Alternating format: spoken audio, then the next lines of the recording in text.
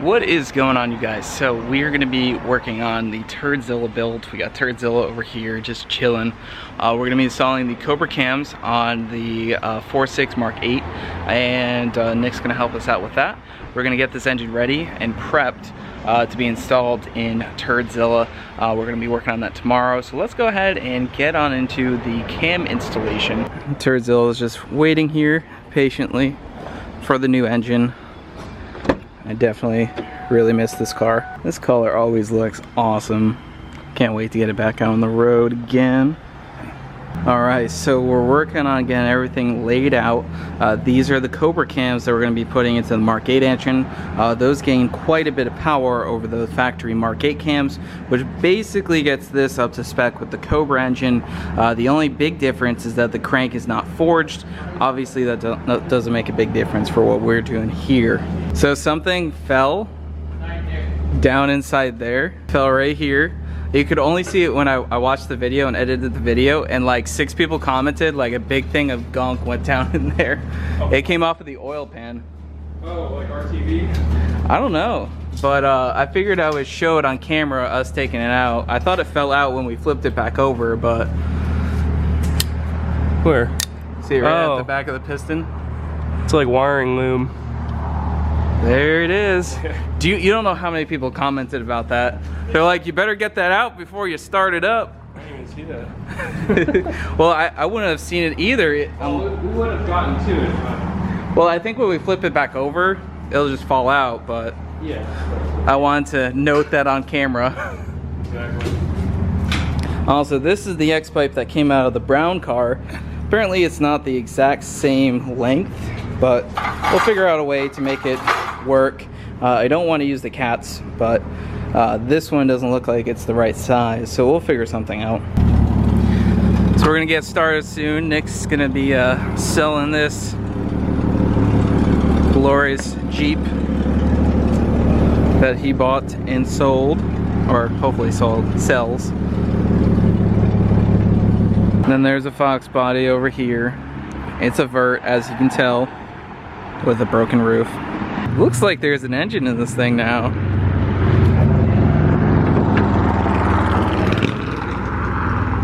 Oh, hello there.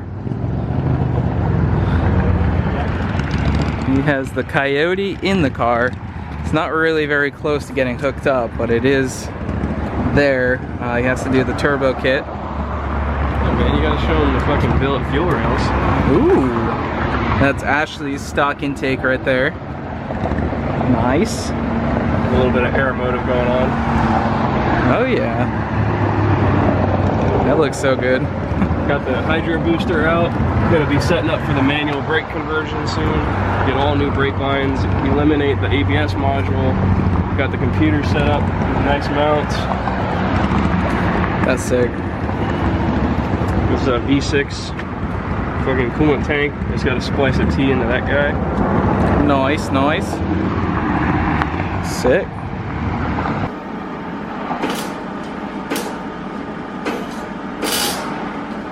Alright, and the Jeep's gone. Yep. Jeep's gone. Now we're gonna get cracking on this. I'm gonna clean out the oil pan real good because that had some metal going through it. Some. Yeah, a lot. Thanks, Chris. And then we already cleaned this, and we're gonna basically get this prepped to put the cams in.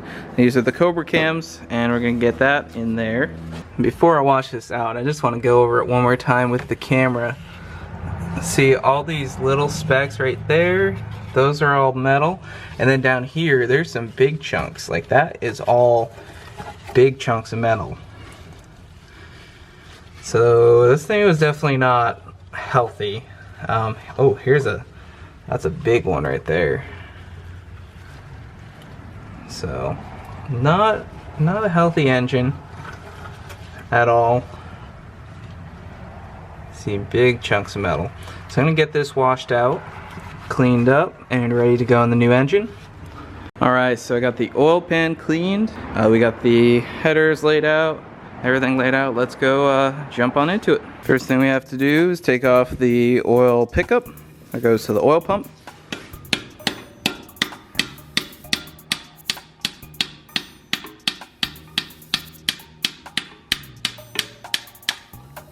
And get that out of the way.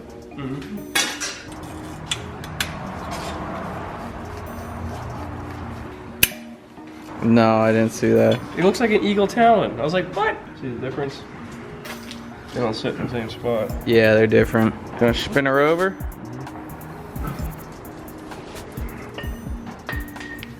Almost there. Right there. Now we're gonna disassemble the Mark 8 engine. Do you have any tips and tricks of disassembling these? Take your time. Make sure you do it right, because this is the most important section of building a motor. Don't f up. Cleanliness is the biggest thing with a mod motor.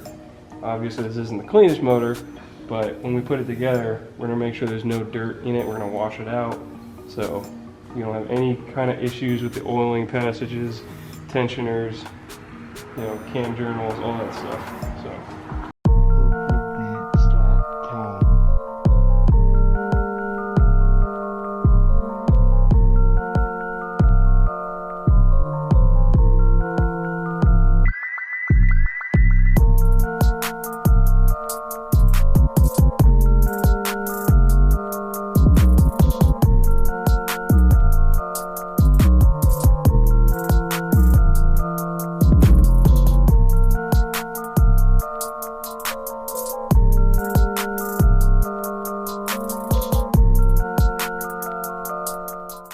Guys look great. Like, they had good oil on them. Now to remove the cams. Oops. Oil pump. Oil pump. The oil pump. Now that one is definitely worth a lot of money. It is high output. HO. HO. Yep. Same as the one you should have over here. High octane, right? Yeah, high octane. You put the gas in one way, right? You put gas, high octane gas goes in here, goes out there, it makes it higher. Camaros in here. Oh, feed the Camaros in. And Dodges come out. Dodges come out. All right. It runs off the tiers of Camaro owners.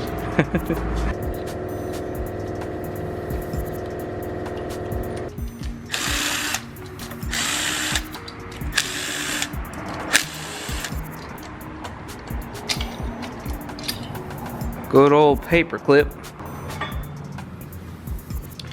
Mark 8.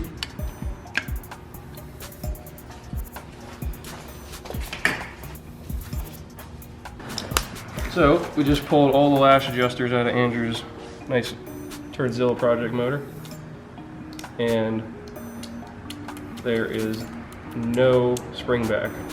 So every one of them on that head is trash. Probably all the ones on that head are also trash. None of them come back up. Can't even pump them down to test them because none of them come back up. Oh, wait. Nope, never mind. It was a false hope. So we're gonna have to get lash adjusters for it, but at least for tonight, we're gonna check the cam clearances and teach Andrew how to do that. So we'll get to that next.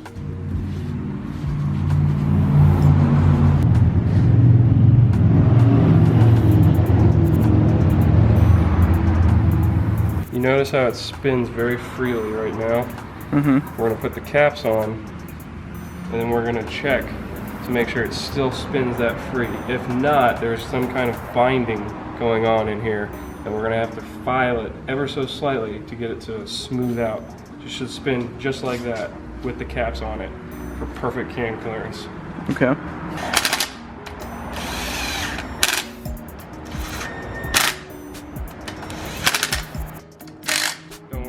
Put out a lot of torque for all you people saying don't use an impact gun. It's about it's on set at maybe 10-15 pounds right now.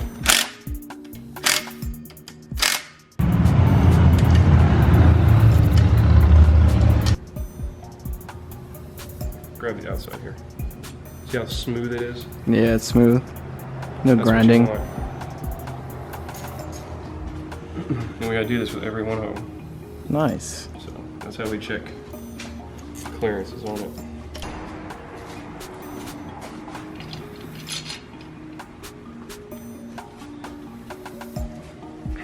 This one's nice, free as well. Smooth. That's good. See that? These are torqued to spec right now, pretty much. And you can spin that cam almost an entire rotation That's really good. Nice and smooth. For any of you self-home guy engine builders out there, this is how you check. It's haunted. Oh, there's the cat.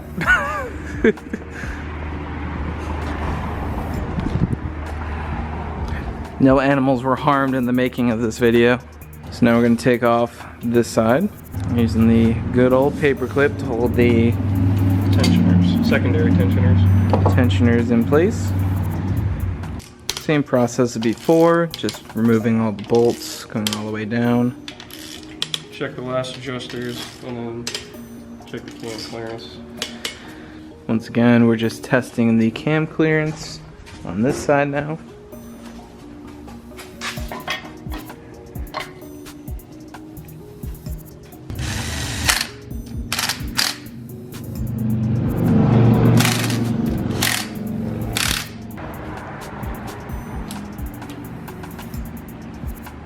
Looking good? Oh yeah. Nothing wrong with these heads. Gonna put the oil pump on. That looks nice. All nice and shiny before it gets covered in oil. Yeah. So we're gonna call it a wrap on this today. We're gonna investigate these more. I'm gonna check the other Cobra ones that I have at home.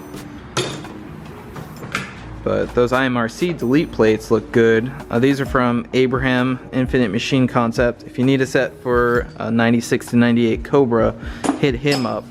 He designed these for these cars. So we did get the cams tested, made sure the clearance is all good here, and we got the new oil pump in. So we just have to check on those lash adjusters, make sure they're good, and then we'll continue putting this together. Say good night, hon. Good night.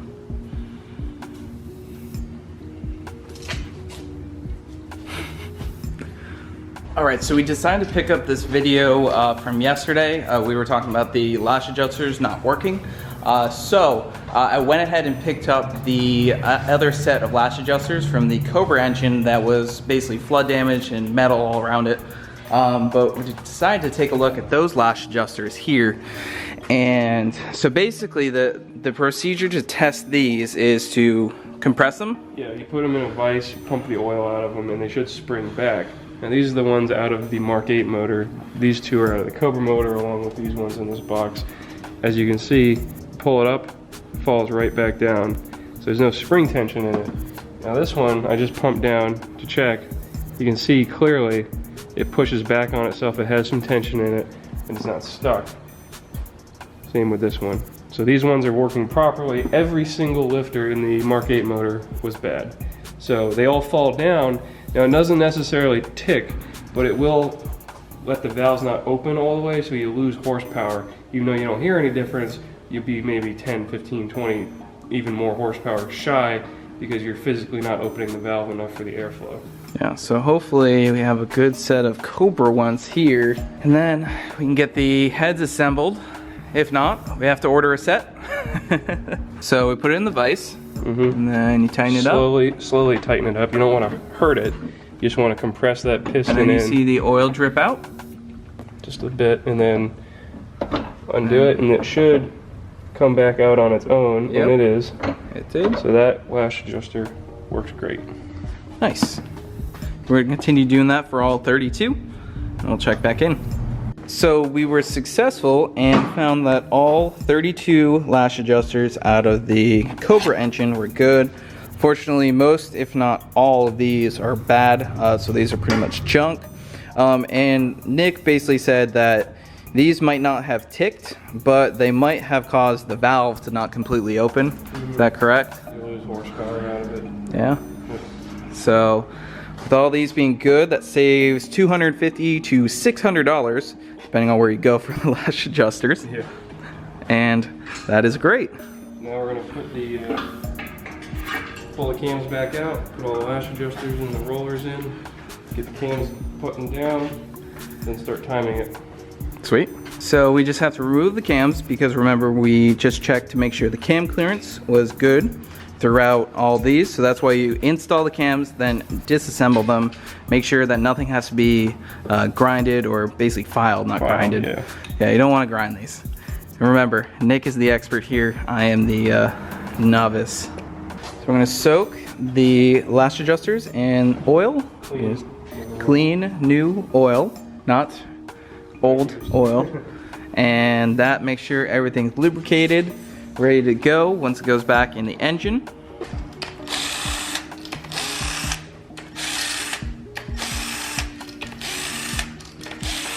Right down on the top, you see a big hole. Oh yeah, so there is a oil hole. Passage. Oh, okay. Does that have to be lined up? It doesn't have to be lined up per se, but it's always best when you install these to push the oil passage directly in line with that. That way it gets instantaneous oil pressure. So straight down, and it's good. Nice. That way it doesn't have to travel around it to get to it. And we'll continue doing that for the other 8 on this row. And there's another 8 on this side, and then another 16 down there on the other head. And we're also going to put the rollers in on top of the lash adjusters. Is there any special way to do this? You're putting in the oil. Just gotta make sure you get this little crevice in here, right on top of that lash adjuster, and then set her down nicely. Yeah, and that's the part that rolls, and that connects with the cam as the cam spins, right? Yeah, the valve lobe will push down on this roller, which in turn pushes the valve down, and this puts the back pressure on it, so it's a pivot action. Nice. So then when once you have the cam in place, that'll keep all those rollers in place so they don't fall out. And then you put the top on. So Nick is just tightening these down by hand. Well, once you do enough of them, you start to learn the feel of the torque. It's kind of a thing you just kind of learn over time. So I don't need to use a torque wrench anymore necessarily for these. You just kind of feel them in your fingertips. And you're going in a pattern? Just a up and down crisscross. Nothing real particular has to be done. As long as they go down evenly, that's all that counts. Right, and that's assembled. We've got the cam gears to go on. Yep.